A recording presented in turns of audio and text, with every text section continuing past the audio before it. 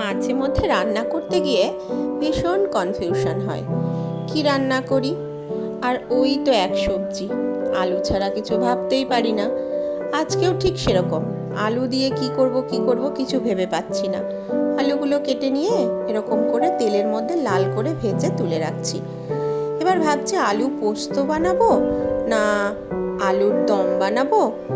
যাই হোক, কিছু তো একটা বানাতেই হবে। তাই ভাবলাম না, এমন একটা আইটেম করি যেটা দিয়ে সব ভাত খাওয়া হয়ে যাবে। এবার চিংড়ি ছিল, চিংড়িগুলোকে লাল করে ভেজে নিচ্ছি। এখন চিংড়ি আলুর ডালনা বানাবো না মালাইকারি। মালাইকারিতে আবার আলু দেব, এই সব কনফিউশন ক্লিয়ার হচ্ছে না। কিন্তু আমার মালাইকারি খেতে ভালো লাগে এত ছোট চিংড়ি দিয়ে না।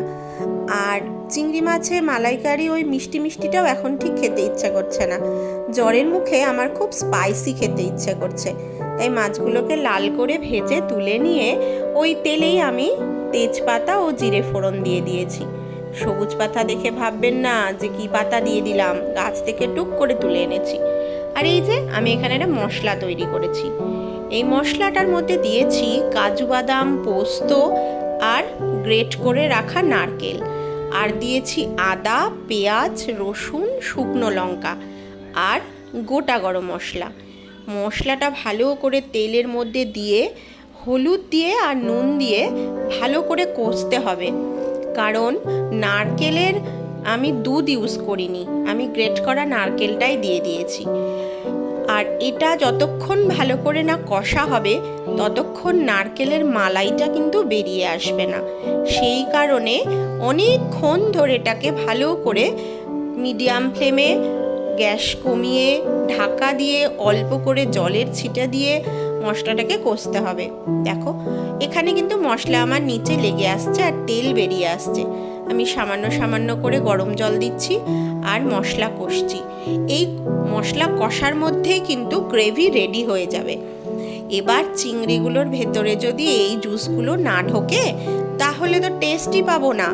তাই জন্য স্পাইস করার জন্য আরও আমি দিয়ে দিয়েছি এর মধ্যে কাঁচা লঙ্কা।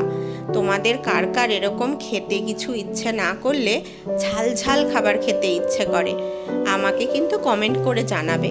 আর আমার এই গোজামিল দেওয়া রেসিপিগুলো তোমাদের কেমন লাগছে আমি কিন্তু সত্যিই বলছি, একদিন রান্না করে দেখবে, খুব খেতে কিন্তু স্বাদ হয়।